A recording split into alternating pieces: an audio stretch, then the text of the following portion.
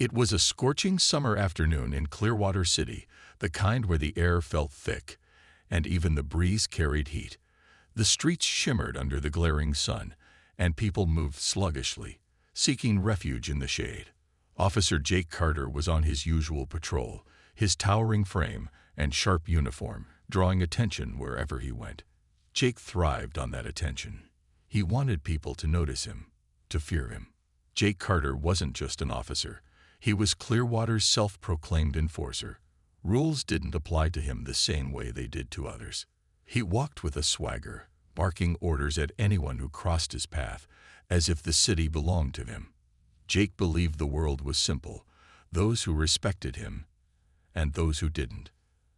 And those who didn't, well, they paid the price.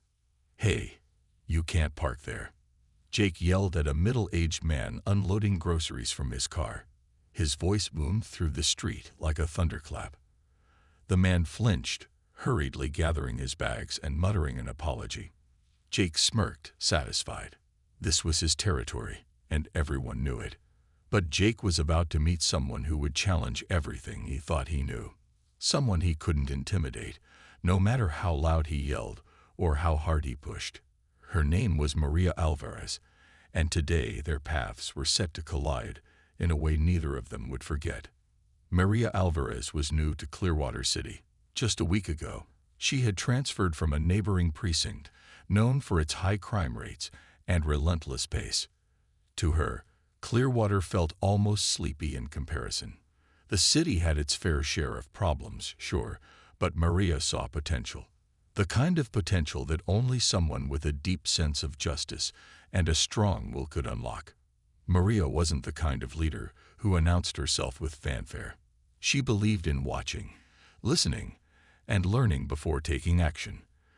That was why, despite holding the title of police chief, she had spent her first week blending in. She wore plain clothes, observed her officers from a distance, and noted every detail: the good, the bad, and the ugly. Most of the officers in the precinct hadn't even met her yet. Some had heard rumors about the new chief, but they didn't know much else. To many, she was just another rookie, another face in the crowd. And that was exactly how Maria wanted it. At least for now. On that sweltering afternoon, Maria decided to take a walk through one of Clearwater's busiest neighborhoods. It was the kind of area where people came together. Children played in the park, vendors sold ice-cold drinks, and families strolled along the sidewalks. Maria liked seeing the city this way, alive and vibrant. But her walk wasn't just for pleasure, it was part of her strategy. She wanted to understand the community she was here to protect. As she walked, Maria noticed a commotion ahead. A man's angry voice rose above the noise of the street. People stopped to watch, some shaking their heads, others whispering to each other. Maria's instincts kicked in immediately. She quickened her pace, her sharp eyes scanning the scene. It didn't take long to spot the source of the disturbance. Officer Jake Carter stood in the middle of the sidewalk, towering over a young woman holding a small bag of groceries. The woman looked terrified, her hands shaking as she tried to explain something to Jake. "I told you, you can't just walk across the street wherever you feel like it." Jake barked, his face inches from hers. "You think the rules don't apply to you." The woman stammered, trying to respond. I'm sorry, officer. I didn't mean. Jake interrupted, his voice dripping with sarcasm. "That's what they all say. But rules are rules, lady." Maria stopped a few feet away, her calm gaze fixed on the scene. She didn't step in right away. Instead, she observed, noting Jake's body language, his tone, and the way the woman shrank under his glare. It wasn't just about enforcing the law. Jake was using his position to intimidate, to assert dominance. Maria couldn't stand by any longer. She stepped forward, her voice calm but firm. "Officer, I think that's enough. She's already apologized." Jake turned, his piercing eyes landing on Maria. He looked her up and down, taking in her plain clothes and relaxed posture. To him, she was just another civilian, someone who didn't understand how things worked. "Excuse me?" Jake said, his tone sharp. "This doesn't concern you." Maria held her ground, her expression unchanging. "I'm just saying there's no need to escalate the situation. She's not a threat." Jake's jaw tightened. He didn't like being questioned, especially not in public. "And who are you to tell me how to do my job? You think you know better than me?" Maria stayed calm, her voice unwavering. "I'm just suggesting there's a better way to handle this." Jake's face twisted into a sneer. "Why don't you run along, lady? Let the real officers do their job." For a moment, Maria considered her options. She could reveal her identity right then and there, but she decided against it. This wasn't the time. Instead, she took a step back, her expression unreadable. "Have a good day, officer," she said simply before walking away.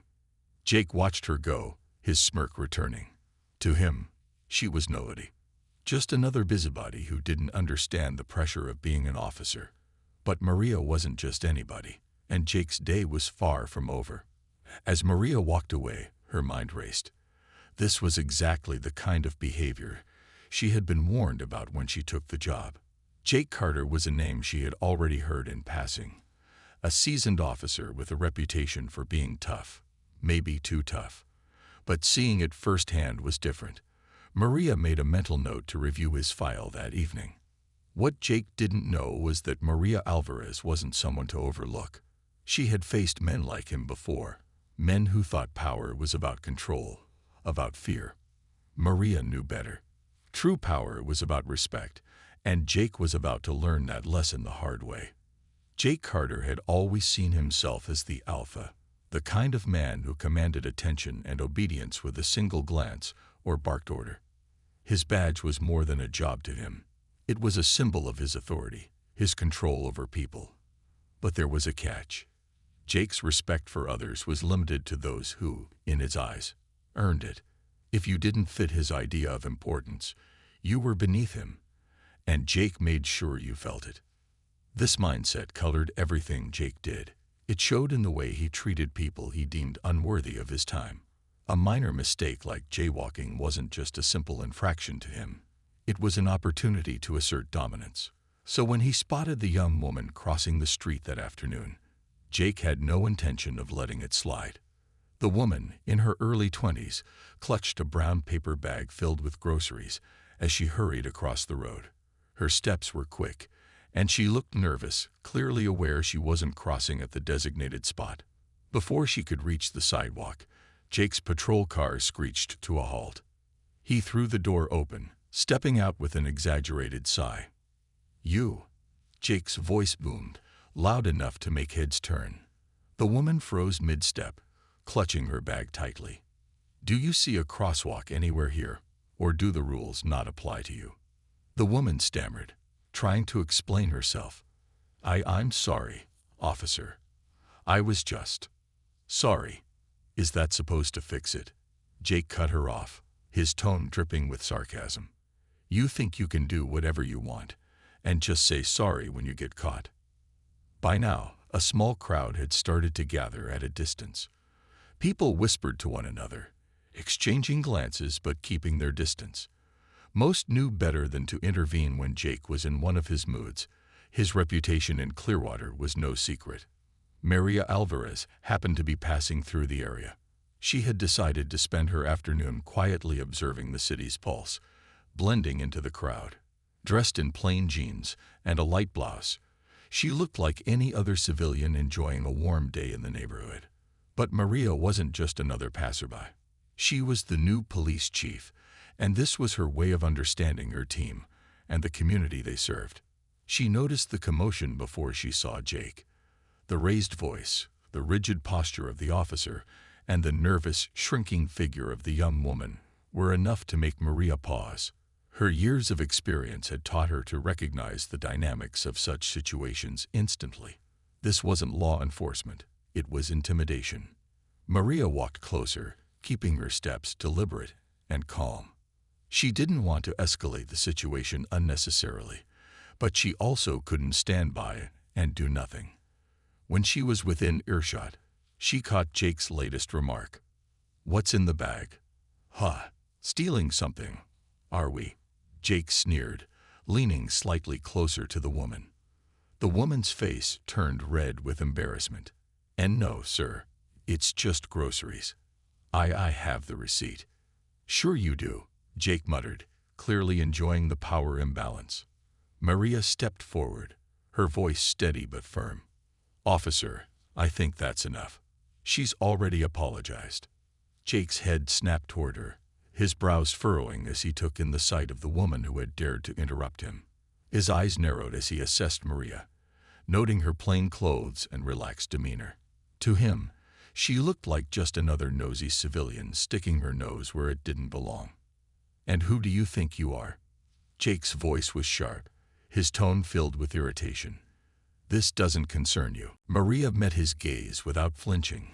Her expression was calm, her voice unwavering. "I'm just someone who believes in treating people with respect." Jake let out a short, humorless laugh. "Respect? Lady, this isn't some neighborhood potluck. This is law enforcement, and right now, I'm doing my job." Maria's expression remained unreadable. She didn't match his tone, didn't argue or raise her voice. Instead, she simply said, "And I'm asking you to consider that she's already acknowledged her mistake. There's no need to humiliate her." Jake rolled his eyes, clearly irritated. "Why don't you run along, lady? Let the real officers do their job." Maria stood still for a moment, her gaze steady. She wasn't one to escalate a situation unnecessarily, especially not in public. She had seen enough bullies in her career to know that arguing with Jake now wouldn't achieve anything.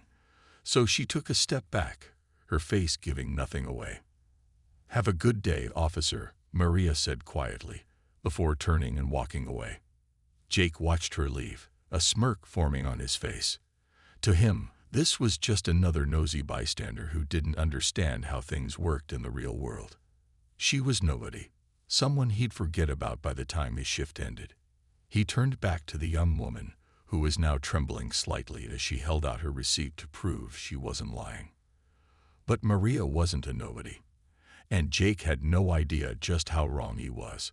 As Maria walked away, her mind was already at work. The encounter with Jake had confirmed some of the concerns she'd heard during her first week as chief. Jake Carter's name had come up more than once in casual conversations at the precinct, usually with a mix of admiration and wariness. Some officers praised his toughness, while others hinted at his arrogance. Maria had kept those comments in mind, but this was her first time seeing him in action, and it didn't sit right with her. She found a quiet bench in the park and sat down, pulling out her phone. She made a note to review Jake Carter's record as soon as she got back to her office. Complaints, commendations, anything that would give her a clearer picture of the kind of officer he was. Maria wasn't impulsive. She didn't believe in making judgments based on one incident alone. But she also knew that patterns of behavior didn't come out of nowhere.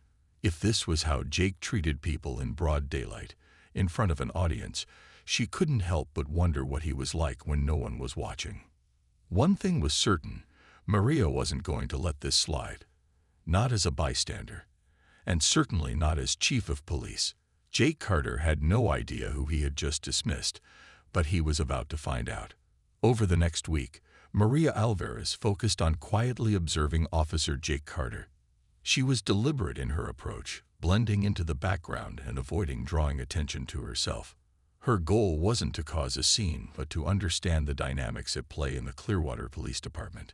And Jake, she realized, was at the center of many of the department's issues. Maria quickly noticed a troubling pattern. Jake seemed to reserve his worst behavior for those he deemed easy targets. Civilians who were young, female, or part of minority communities were his usual focus, while his actions often stayed just within the boundaries of what could be deemed legal or professional. Maria noticed the undertones of his behavior.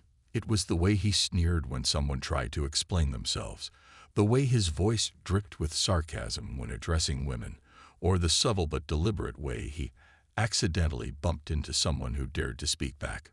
One afternoon, Maria decided to observe Jake on his patrol from a distance. She followed his route through one of Clearwater's busier neighborhoods, where small businesses and apartment complexes lined the streets. Jake stopped his patrol car abruptly in front of a corner store and stepped out with his usual swagger. A young boy, no older than 12, was sitting on the curb with a basketball in his lap. The boy looked up nervously as Jake approached.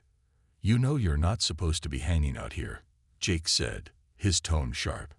The boy mumbled something about waiting for his mom, but Jake didn't seem interested in listening. Instead, he snatched the basketball from the boy's hands. "Rules are rules, kid," Jake said with a smirk. "You better learn that now." Maria's fists clenched as she watched the interaction from a distance. She noted how Jake's demeanor changed when he noticed an older woman watching from a nearby window. He quickly handed the basketball back to the boy with a fake smile and patted him on the head before walking back to his car. This wasn't just arrogance, it was calculated. Jake knew when to dial back his behavior and when he could push people without consequences. Maria also observed how Jake interacted with his fellow officers. She noticed that most of them either avoided him or acted overly friendly, as though trying to stay on his good side. When she asked one of the younger officers about Jake, his response was telling. "That's just Jake," the officer said with a shrug. "He's tough, but he gets the job done." Maria pressed further. "What do you mean by tough?" The young officer hesitated, glancing around to make sure no one else was listening. "You know, he's not afraid to get his hands dirty. Some people don't like his methods, but he keeps things under control." Maria thanked the officer and walked away, her thoughts racing. It was clear that Jake's behavior had been normalized within the department. To some, he was just tough. To others, he was a problem no one wanted to deal with. Maria wasn't the kind of leader to jump to conclusions without evidence. She spent her evenings at the precinct, reviewing body cam footage, reading through complaints, and quietly interviewing officers and civilians who had interacted with Jake. The picture that emerged was far worse than she had anticipated. The complaints against Jake weren't isolated incidents. There were multiple reports of him using excessive force, particularly against young men of color. There were accusations of verbal abuse, intimidation, and even instances where Jake seemed to target people purely because they had questioned him. What disturbed Maria the most, however, was the lack of action taken against him. Most of the complaints had been dismissed or marked as unsubstantiated. In some cases, the complainants had withdrawn their statements after Jake visited them personally to resolve the issue. Maria realized she was dealing with more than just a problematic officer. Jake Carter was a liability. His behavior wasn't just unethical, it was dangerous, and the department's culture of silence had allowed it to continue unchecked. Maria's observations came to a head one afternoon when Jake responded to a call about a noise complaint in a quiet residential area. Maria decided to shadow him, keeping a low profile as she observed from a nearby car. When Jake arrived at the scene, he found a group of teenagers playing music on a portable speaker in a driveway. They weren't causing any harm, but Jake immediately escalated the situation. "This is a neighborhood, not a concert venue," he shouted, striding toward the group. "Turn that thing off now, or I'll confiscate it." One of the teenagers, a confident-looking boy with a baseball cap, tried to explain. "We're just hanging out, officer. We'll turn it down." "I didn't ask for an explanation," Jake snapped, stepping closer to the boy. "Do you think I'm playing around?" The boy hesitated, clearly trying to stay calm. "No, sir. We'll turn it off." But Jake wasn't satisfied. He grabbed the speaker and threw it onto the driveway, where it shattered on impact. The teenagers stared in shock, and Maria felt her stomach churn. She had seen enough. That evening, Maria stayed late at the precinct, compiling everything she had gathered. The body cam footage of Jake smashing the speaker was the final piece of the puzzle. It was clear evidence of his unprofessional conduct, and Maria knew it was time to act. But she wasn't reckless. Maria understood that confronting Jake directly without a solid plan could backfire. Instead, she decided to approach the situation strategically. She quietly informed the department's internal affairs team and handed over her findings. As she walked out of the precinct that night, Maria felt a mix of emotions. She was determined to hold Jake accountable, but she also knew the road ahead wouldn't be easy. Jake wasn't just an arrogant officer. He was a symptom of a larger problem within the department. Changing that culture would require more than just addressing his behavior. The day started like any other, with officers milling about the precinct and preparing for their shifts. Jake walked in, his usual smug grin plastered across his face. He greeted a few of his buddies with a loud joke, oblivious to the storm brewing around him. Maria, meanwhile, was in her office, finalizing the details of her plan. She had scheduled a department-wide meeting for later that afternoon, one that would bring Jake's actions into the spotlight. As the clock ticked closer to the meeting time, Maria felt a sense of resolve wash over her. This was more than just a disciplinary action. It was a stand for accountability, respect, and the kind of leadership she wanted to bring to Clearwater. Jake Carter had no idea what was coming. But by the end of the day, he, and the entire department, would.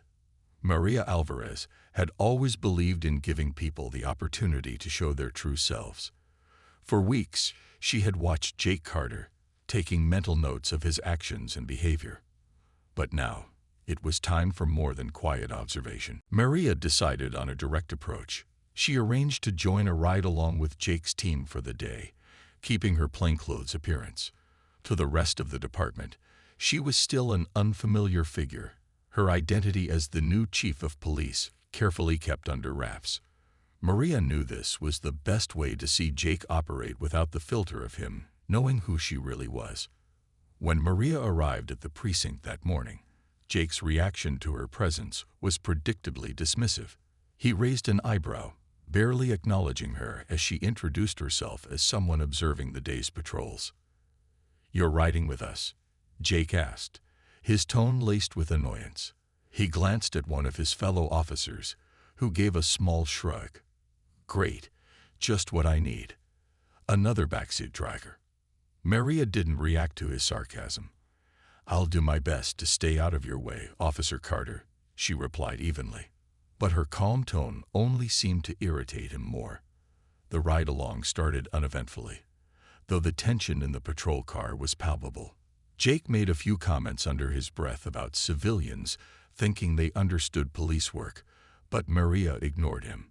She kept her eyes on the streets, noting how Jake interacted with the community, or rather, how he avoided doing so. He didn't engage with the public unless it was to issue a warning or enforce a rule. His presence was one of intimidation, not protection. After a few hours of patrolling, the call came in, a disturbance at the local park. Maria noticed the slight smirk on Jake's face as he responded. He seemed almost eager to handle whatever situation awaited them. When they arrived at the park, the scene was chaotic. A group of teenagers had been playing basketball and listening to music on a portable speaker. Now they were scattering in all directions, clearly startled by the arrival of the police. Jake wasted no time. He jumped out of the patrol car and stormed toward the nearest boy, who had tripped and fallen while trying to run. The boy, barely 16, looked terrified as Jake loomed over him. "You think you can run from me, punk?" Jake spat, grabbing the boy roughly by the arm. He twisted it behind the boy's back, eliciting a yelp of pain. Maria stepped out of the car, her heart pounding. She had seen enough. "Let him go," she said, her voice sharp and commanding. Jake froze for a moment, startled by the authority in her tone. Slowly, he turned to face her, his expression a mixture of annoyance and disbelief. "Oh, now you're giving orders," Jake said with a laugh, his grip on the boy's arm tightening. "Who do you think you are?" Maria took a step closer, her posture calm but unyielding. She reached into her pocket and pulled out her badge, holding it up for Jake and everyone else to see. Her voice was steady, but there was no mistaking the authority behind it. "I'm Chief of Police Maria Alvarez," she said. "And you're out of line, Officer Carter." The silence that followed was deafening. The other officers who had arrived at the scene stopped in their tracks, their eyes wide with shock. The teenagers, who had been watching nervously from a distance, stared in disbelief. Even the boy Jake was holding seemed too stunned to react. Jake's face turned a deep shade of red. For a moment, it looked like he might explode with rage. He opened his mouth to say something but seemed to think better of it. Instead, he released the boy's arm, pushing him roughly away. The boy stumbled but quickly regained his footing, running to join his friends. Maria kept her gaze fixed on Jake, her expression unflinching. "You've got to be kidding me," Jake finally muttered, shaking his head. "You're the new chief." "That's right," Maria said, her voice like steel. "And I've been watching you, Officer Carter." Jake let out a short, bitter laugh. "So what?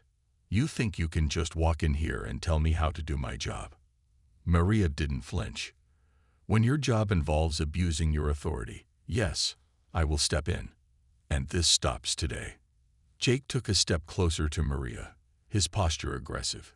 He was taller and broader than her, and it was clear he thought his size gave him an advantage. "You think you can come in here and make a fool out of me?" he said, his voice low and menacing. "You don't know a damn thing about me." Maria stood her ground, her eyes locked on his. "What I know is enough to hold you accountable. And if you think intimidation will change that, you're mistaken."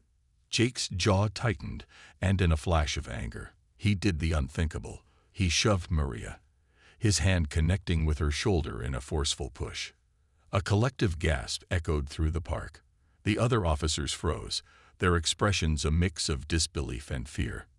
Jake seemed to realize what he had done almost instantly, but he didn't apologize. Instead, he glared at Maria, his chest heaving. Maria didn't stumble. She squared her shoulders, her calm composure unshaken. When she spoke, her voice carried a weight that made everyone around her fall silent. "Jake Carter," she said, her tone firm and unyielding. "You're under investigation for misconduct. Consider this your last shift." For a moment, Jake looked like he might argue, but the weight of the situation seemed to hit him all at once. He glanced around, noticing the stunned expressions on the faces of his fellow officers. He knew the other officers had seen everything, and there was no talking his way out of it. Maria turned to the other officers. "Take him back to the precinct," she ordered. "Internal affairs will handle the rest." Jake's protests were weak, almost pathetic, as the officers escorted him to the patrol car. The teenagers who had witnessed the scene began to murmur among themselves, some cheering quietly as Jake was led away. Maria stayed behind, addressing the group of teens. "You're safe now," she said, her voice soft but reassuring. "If any of you have concerns or want to report anything, come to the precinct. I'll listen." The teens nodded, their initial fear giving way to cautious relief. Maria watched as they gathered their things and slowly dispersed, the tension in the air beginning to fade. As Maria returned to her car, she felt a mix of emotions: relief, satisfaction, and a renewed sense of purpose. She had taken the first step toward changing the culture of the Clearwater Police Department. Jake Carter's downfall was just the beginning. There was still a lot of work to do, but Maria was ready for it. She knew there would be resistance, that not everyone would welcome her leadership or her insistence on accountability. But Maria also knew that change was necessary, and that she was the right person to lead it. For the first time since she had arrived in Clearwater, Maria felt a spark of hope. She had taken a stand, and now the real work could begin. The day after the confrontation at the park, word spread through the Clearwater Police Department like wildfire. Everyone was talking about how Jake Carter, the loud, brash officer who seemed untouchable, had been publicly called out, and by none other than the new chief of police. The tension in the precinct was palpable as Maria walked in that morning, her calm yet commanding presence making it clear she meant business. Jake was nowhere to be seen. After being escorted back to the precinct the previous day, he had been placed on administrative leave pending an investigation. Maria wasted no time. She headed straight to her office, where a team from Internal Affairs was already waiting. Maria's case against Jake wasn't based solely on her observations. She had spent weeks gathering evidence, meticulously documenting his behavior. Now, she handed over everything: body cam footage, witness statements, and records of complaints that had been ignored or dismissed over the years. The footage was damning. One clip showed Jake berating a young man during a routine traffic stop, using language that was not only unprofessional but outright demeaning. Another clip captured him shoving a civilian against a wall during an arrest, despite the individual offering no resistance. The complaints painted an even darker picture: stories of intimidation, excessive force, and abuses of power that had been swept under the rug. As Internal Affairs reviewed the evidence, Maria sat down with several officers who had worked alongside Jake. Many were hesitant to speak at first, fearing backlash or being labeled as troublemakers. But Maria's approach was different. She didn't pressure them. Instead, she listened, creating an atmosphere of trust. "It's time to be honest," Maria told them. "Not just for me, but for this department and the community we serve. We can't fix what's broken if we keep pretending it doesn't exist." One by one, the officers began to open up. Some admitted they had witnessed Jake's behavior but felt powerless to intervene. Others confessed they had been complicit by turning a blind eye. Maria took their statements seriously, making it clear that accountability didn't mean condemnation. It meant taking responsibility and moving forward. Within days, the department announced Jake's suspension pending termination. The news was met with a mix of relief and unease. For some officers, it felt like a long overdue step toward justice. For others, it was a wake-up call, a reminder that the old ways of doing things were no longer acceptable. Jake, on the other hand, didn't take the news well. He showed up at the precinct one morning, demanding to speak with Maria. His voice echoed through the halls as he argued with the desk officer. "She's ruining my career," Jake shouted. "This is a setup, and everyone knows it." Maria stepped out of her office, her expression calm but firm. "Officer Carter," she said, her voice steady, "you're not authorized to be here. Please leave, or I'll have security escort you out." Jake's face turned red, and for a moment, it seemed like he might argue further. But the weight of the situation, and the stares of his fellow officers, eventually silenced him. He left, muttering under his breath, but Maria knew this wasn't the last she'd hear from him. With Jake out of the picture, Maria turned her attention to the larger issue: the culture within the Clearwater Police Department. She knew that Jake's behavior had been allowed to thrive because the department's policies and leadership had failed to address it. Changing that culture would be no small task, but Maria was determined. She started by holding a department-wide meeting, requiring every officer to attend. The room was packed, the air heavy with anticipation as Maria stepped up to the podium. She looked out at the sea of faces, some curious, some skeptical, others visibly nervous. "Let me be clear," Maria began, her voice firm but measured. "What happened with Officer Carter is not just about one person's actions. It's about a system that allowed those actions to go unchecked. That system ends today." She paused, letting her words sink in before continuing. "Respect isn't optional. Accountability isn't optional. And abuse of power has no place here. If you're not willing to uphold these values, this isn't the place for you." The room was silent. Some officers shifted uncomfortably in their seats, while others nodded in agreement. Maria didn't expect everyone to be on board immediately, but she knew this was a necessary first step. Over the following weeks, Maria implemented a series of changes aimed at fostering transparency and accountability. She introduced mandatory training sessions on de-escalation tactics, cultural sensitivity, and ethical policing. She also established an anonymous reporting system, ensuring that officers and civilians alike could voice their concerns without fear of retaliation. Maria didn't stop with internal reforms. She understood that rebuilding trust with the community was just as important.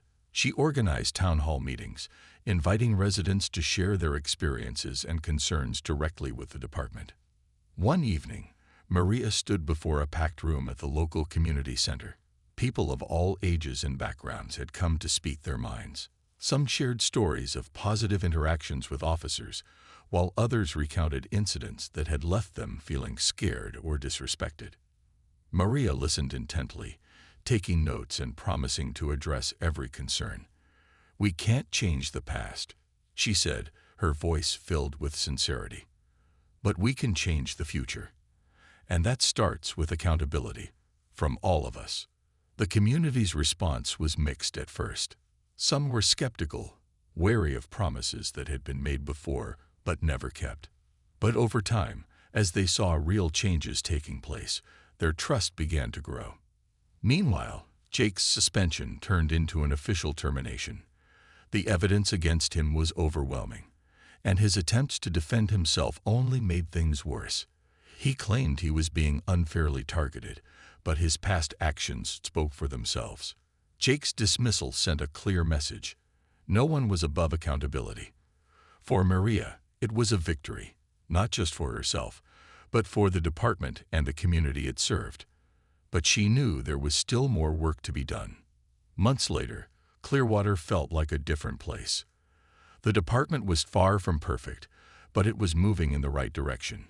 Maria had earned the respect of her officers and the trust of the community. She had proven that leadership wasn't about fear or control. It was about integrity and action. As Maria sat in her office one evening, reviewing reports, she thought back to her first encounter with Jake Carter. It had been a defining moment, not just for her, but for the entire department. And while the journey had been challenging, it was worth every step. Sometimes, change starts with one person taking a stand. And in Clearwater, that person was Maria Alvarez. Jake's departure left a noticeable void in the precinct. For some officers, it was a wake-up call. They began to question their own actions and those of their peers. For others, it was a source of resentment. They whispered in the halls, casting wary glances at Maria. "She doesn't understand how things work here," one officer muttered to another as they prepared for their shift. "She's tearing the department apart." But not everyone shared this sentiment. Younger officers, many of whom had felt powerless under Jake's intimidating presence, began to find their voices. Maria's reforms gave them hope that their department could be a place where fairness and respect mattered. One such officer, Emily Torres, approached Maria after a meeting one afternoon. Emily was new to the force and had been hesitant to speak up before. "Chief," she began, her voice shaky but determined, "I just wanted to say thank you for what you're doing. I know it's not easy, but it means a lot to those of us who want to do this job the right way." Maria smiled, her expression softening. "Thank you, Officer Torres. Change is never easy, but it's people like you who will help make it happen." Maria's next move was to establish a dedicated oversight committee within the department. The committee included officers, community leaders, and even legal experts, ensuring a balanced approach to handling complaints and reviewing policies. Maria believed that transparency was key to rebuilding trust, both within the department and with the community. The first case the committee reviewed involved an officer who had ignored a civilian's report of theft, dismissing it as not worth the paperwork. The committee ruled that the officer would undergo retraining and issue a formal apology to the complainant. It wasn't a harsh punishment, but it sent a clear message. Every report, no matter how small, mattered. Maria also introduced regular performance reviews that emphasized not just arrests and citations, but community engagement and de-escalation efforts. Officers who excelled in these areas were publicly recognized, creating a new standard of what it meant to be a good cop. One of the most significant signs of progress came during a community event hosted by the police department. It was a sunny Saturday afternoon, and the precinct's parking lot had been transformed into a space filled with food stalls, games, and music. Families from all over Clearwater came to meet the officers, ask questions, and share their concerns.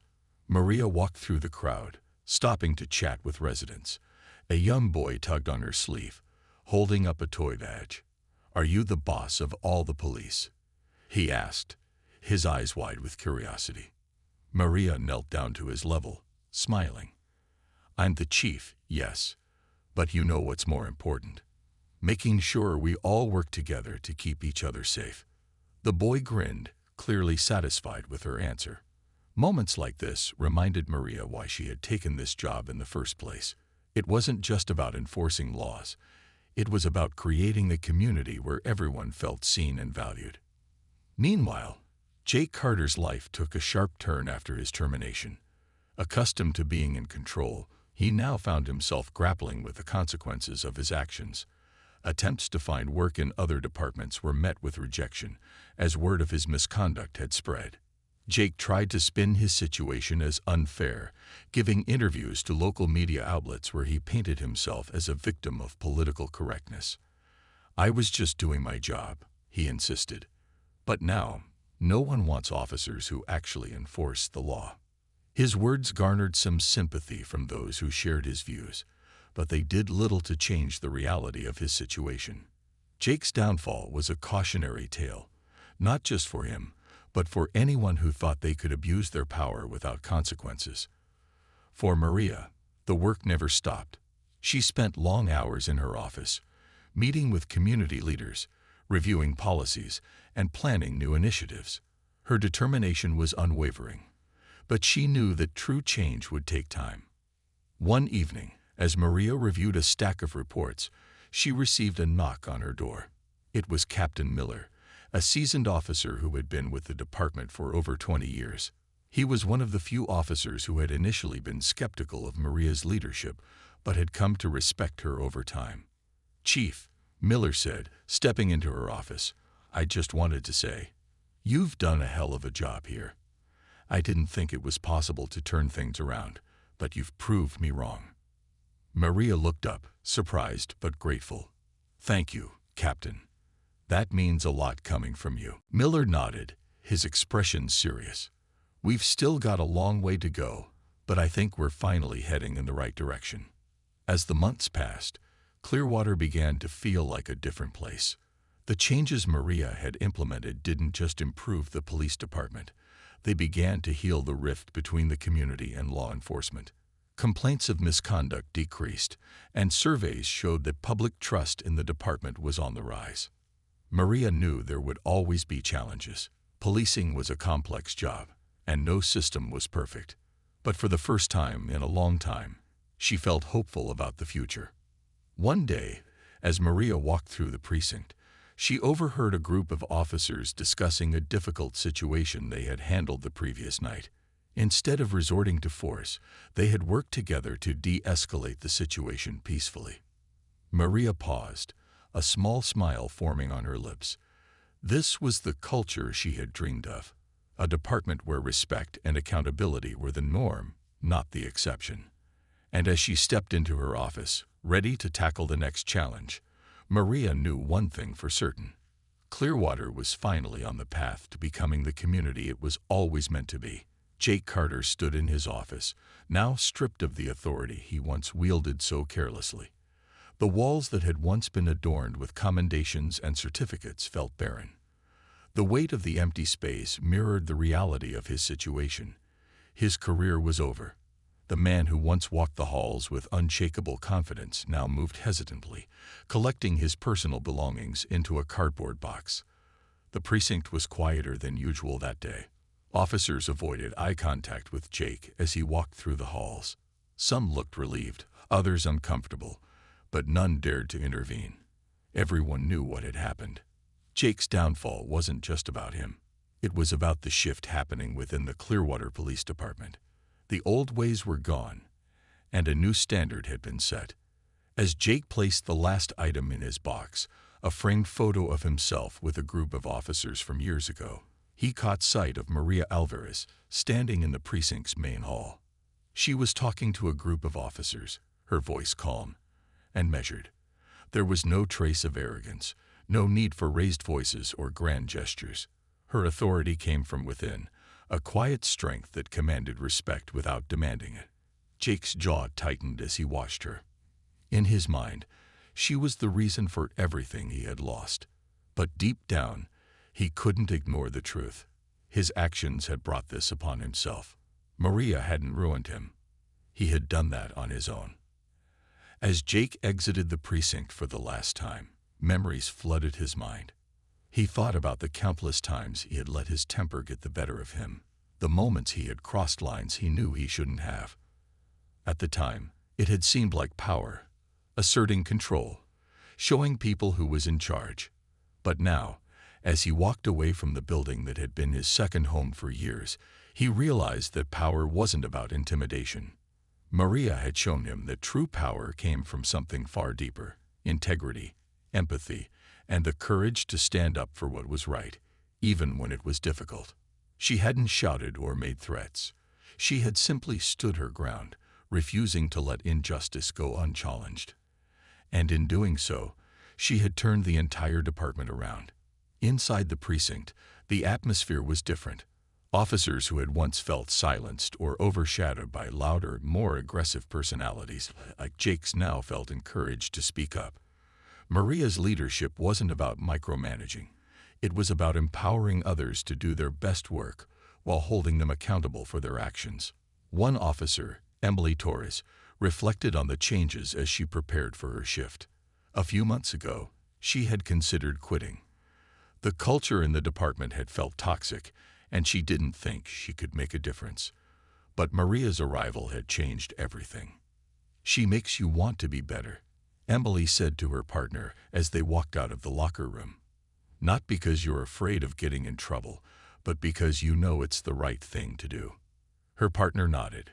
It's like the whole department's been given a second chance. Maria, meanwhile, was focused on the road ahead. She knew the changes she had implemented were only the beginning. It would take time to fully rebuild trust with the community and ensure that the department operated with fairness and transparency. But she also knew that the foundation had been laid, and that gave her hope. During a press conference held to address the department's recent reforms, Maria stood at the podium, her voice steady and confident.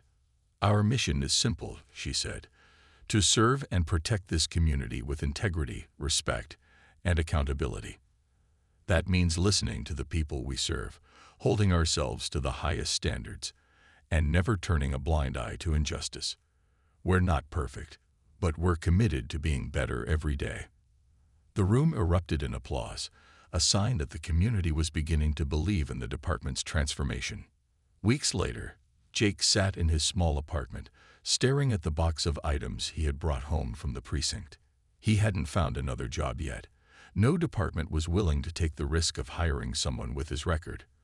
For the first time in years, Jake felt truly powerless. He thought about the boy he had grabbed at the park, the civilians he had berated, the colleagues he had dismissed or intimidated. At the time, it had all seemed justified. But now, he couldn't escape the nagging feeling that he had been wrong.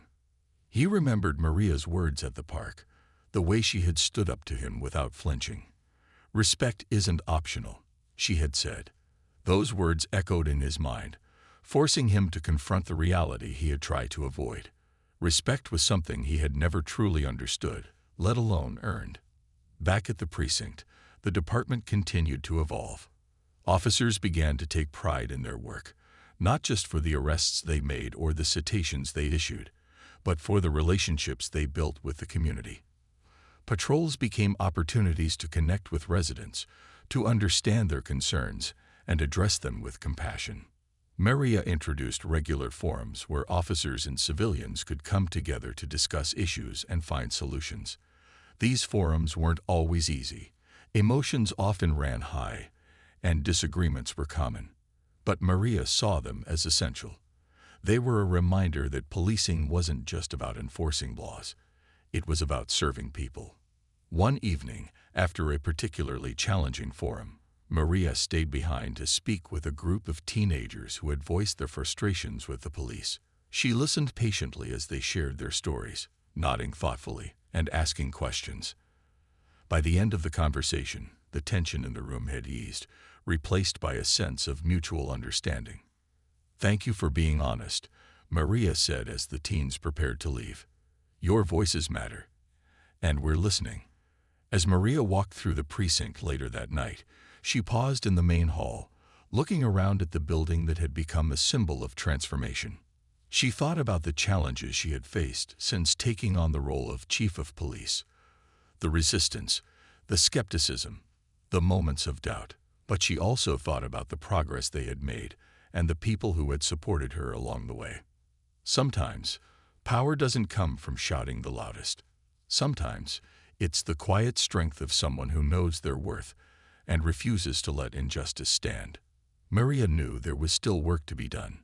But as she stood there, calm and composed, she felt a deep sense of pride in what they had accomplished. Clearwater had a new chief, and the city would never be the same. The ripple effect of change. As Maria continued her leadership at Clearwater Police Department, the ripples of change extended far beyond the precinct walls. Her approach, calm, firm, and unyielding, became an example for other leaders in the city. Departments and organizations across Clearwater began reevaluating their own cultures and policies, inspired by the transformation taking place within the police force.